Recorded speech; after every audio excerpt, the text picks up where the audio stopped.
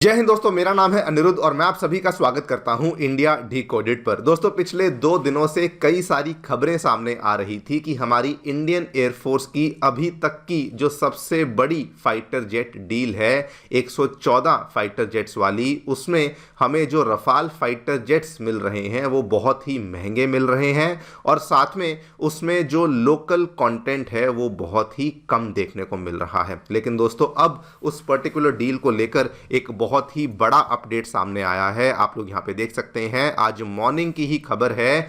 Finally defence ministry के द्वारा जो हमारी नेगोशिएशंस चल रही थी फ्रांस के साथ, उसमें हमने कुछ रेड लाइंस को अब बिल्कुल क्लियर कट ड्रॉ कर दिया है। एग्जैक्टली क्या हुआ है मैं डिटेल में आगे चल करके सारी चीज़ों को डिस्कस करूंगा, क्या क्या हमारी डिमांड्स हैं जो कि हमने रखी हैं।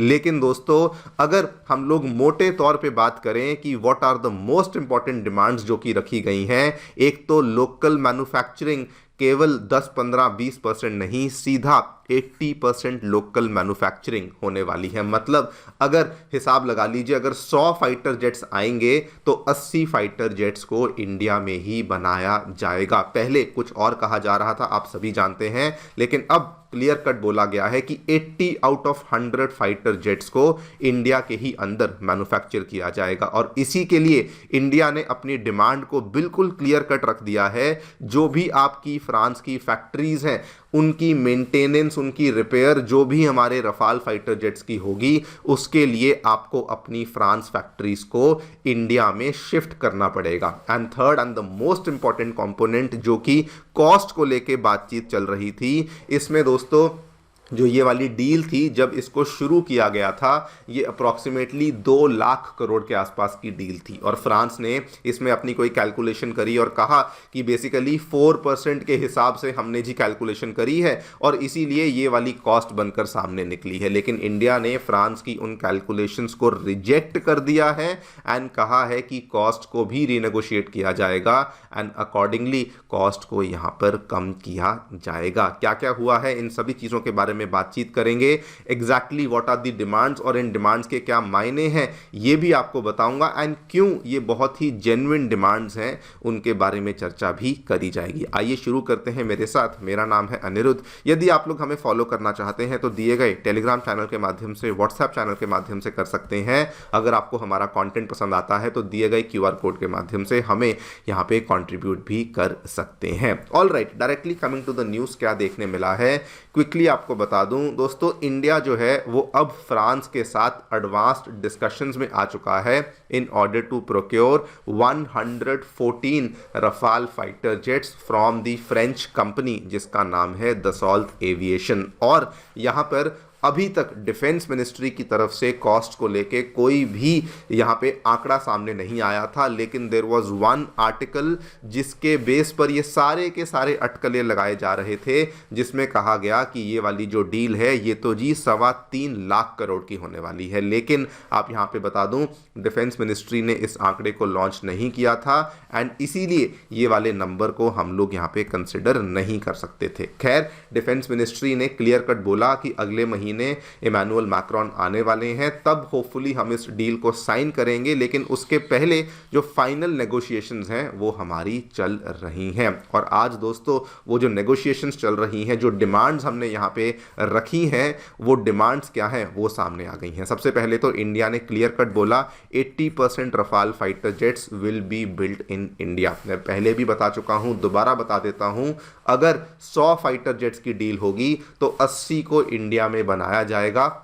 मतलब कि स्टार्टिंग में जो 10, 15, 20 होंगे वो आपके वहाँ से डायरेक्टली ऑफ द शेल्फ आ जाएंगे, लेकिन उसके अलावा 80% को इंडिया में बनाया जाएगा। और उसमें भी इसके मायने क्या है आपको बताता हूँ। ये केवल ऐसा नहीं कि 80% को इंडिया में बनाया जाएगा, दैट्स इट। इसके अंदर कई सारी चीज़ें इंडिया ने डिमांड में रखी हैं। और ये जो लोकलाइजेशन की डिमांड करी गई है, ये ऐसे ही हवा में नहीं करी गई है। इंडिया ने इसमें साथ में ये भी बोला है कि इसमें जो भी फ्रांस की मैन्युफैक्चरिंग फैसिलिटीज़ हैं उसको भी आपको इंडिया में शिफ्ट करना होगा। Why this is a very very genuine demand. मैं आपको इसके बारे में अभी प्रूफ भी बताऊंगा। लेकिन दोस्तों India has been very very clear कि जो भी MRO फैसिलिटीज़ होती हैं, जो कि मेंटेनेंस, रिपेयर और ओवरहॉल की फैसिलिटीज़ होती हैं, आपको इन फैसिलिटीज़ को इंडिया में ही शिफ्ट करना होगा ही होगा। और यहाँ पे अगेन आपको बता दूं, जो लोग ये सोचते हैं कि केवल चीज़ें बाहर से आ जाएंगी और उनकी असेंबली इंडिया में होने लग जाएगी, let me tell you this is not going to be the case. इसमें दोस्तों जब हम लोग मेंटेनेंस, रिपेयर और ओवरहॉल फैसिलिटीज़ की बात करते हैं, इसमें एयर फ्रेम के सेक्शंस की मैन्युफैक्चरिंग की बात होती है, स्ट्रक्चरल असेंबलीज की मैन्युफैक्चरिंग की बात होती है, सब सिस्टम्स की बात होती है। और ये काफ़ी ज़्यादा डिफरेंट होता है एज़ कम्पेयर टू कि बाहर से सामान आ गया, उसको असेंबली कर दिया। जी नहीं, इन सभी चीज़ों को फ्रॉम स्क्रैच इंडिया में ही बनाया जाएगा। और ये डिमांड बहुत ही अमेजिंग डिमांड है इंडिया की तरफ से, बिकॉज सबसे पहले अगर हम लोग ऐसा करते हैं तो उस केस में एक तो हमारी जो डिपेंडेंसी है वो फॉरेन MROs के ऊपर ख़त्म हो जाती है। दूसरी बात, अगर हम लोग MROs को इंडिया में लेकर आते हैं तो हमें हमारे फाइटर जेट्स के लिए तो फ़ायदा होगा ही होगा, लेकिन आगे चल कर के अगर कल को कोई और किसी कंट्री के फाइटर जेट्स, जो हमारी फ्रेंडली कंट्रीज़ हैं, वो अपने फाइटर जेट्स को इंडिया में आके रिपेयर करना चाहती हैं तो वो भी कर सकती हैं। यानी कि हम लोग MRO सर्विसेज के लिए एक एक्सपोर्ट ओरिएंटेड रिपेयर हब की तरह भी यहाँ पर बनना शुरू हो जाएंगे। खैर, coming to the last point, जो कि कॉस्ट को लेके बात थी, इसमें अभी तक डिटेल्स ऑब्वियसली सामने नहीं आई हैं। सरकार ने अभी तक नंबर्स सामने नहीं पेश किए हैं। और ये भी आपको बता दूं, नंबर हमें उसी दिन मालूम पड़ेगा जिस दिन ये डील फाइनली साइन हो जाएगी। लेकिन गवर्नमेंट ने फ्रांस का जो कैलकुलेशन का तरीका था उसको रिजेक्ट किया है। आज से आई थिंक 10 साल पहले डील को लेके बातचीत स्टार्ट हुई थी, तब इस डील की वैल्यूएशन 1.6 से लेके 2 लाख करोड़ के बीच में थी। फ्रांस ने कहा कि हमने जी 4% पर एनम का कैलकुलेशन जोड़ा है और इस हिसाब से 3.25 लाख करोड़ का जो भी ये आंकड़ा है वहाँ पर पहुँचे हैं। लेकिन इंडिया ने इस आंकड़े को रिजेक्ट किया है एंड कहा है कि इसको भी रीनेगोशिएट किया जाएगा। नाउ दोस्तों, अगेन लेट मी समराइज, जो अभी तक बातें हो रही थी जो कि ऑब्वियसली सही नहीं थी कि इंडिजिनस कंटेंट कम होगा, ऐसा कुछ भी नहीं है।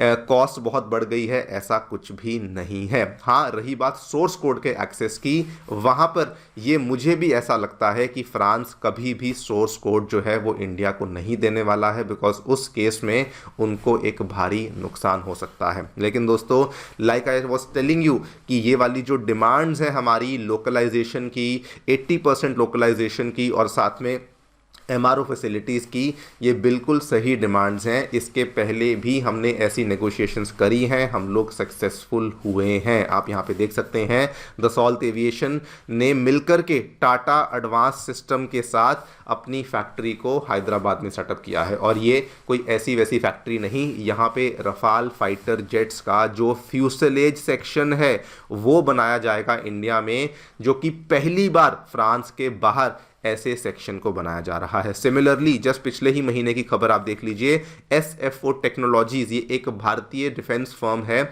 जिसको कि कॉन्ट्रैक्ट मिला है from Thales to manufacture RBE2 ऐसा radar structures for the Rafale jets, जो कि अगेन एक बहुत ही इंपॉर्टेंट सब कंपोनेंट होता है फाइटर जेट्स में लगने वाला। और ये सारी की सारी चीज़ें ऑब्वियसली किसी कारण के पीछे ही हुई हैं, और इसी कारण के पीछे पीछे आप देखिएगा कि जो रफाल फाइटर जेट्स में हमारी डिमांड्स हैं, हमारी नेगोशिएशंस हैं, इसीलिए वो इस तरीके की हार्ड नेगोशिएशंस इंडिया के द्वारा करी जा रही हैं। अब दोस्तों, जो भी आगे होगा वो तो खैर वक्त ही बताएगा, लेकिन एक यहाँ पे मैं चीज़ ऐड ऑन करना चाहूँगा। जो भी यहाँ पे नेगोशिएशंस हो रही हैं, इंडिया को बहुत ही जल्दी एक्ट करना चाहिए। पिछला पूरा साल इंडियन एयरफोर्स ने कई बार इस चीज़ को रिमाइंड करवाया, we can not wait any longer. हमारे स्क्वाड्रंस बहुत ज़्यादा श्रिंक हो चुके हैं, कम हो चुके हैं। और वहीं अगर आप पाकिस्तान और चाइना की बात करें, पाकिस्तान ने भी अब चाइना के J-35 फाइटर जेट्स को एक्वायर करने की जो प्रोसेस है उसको काफ़ी तेज़ी से आगे बढ़ा दिया है। चाइना का तो आप जानते ही हैं,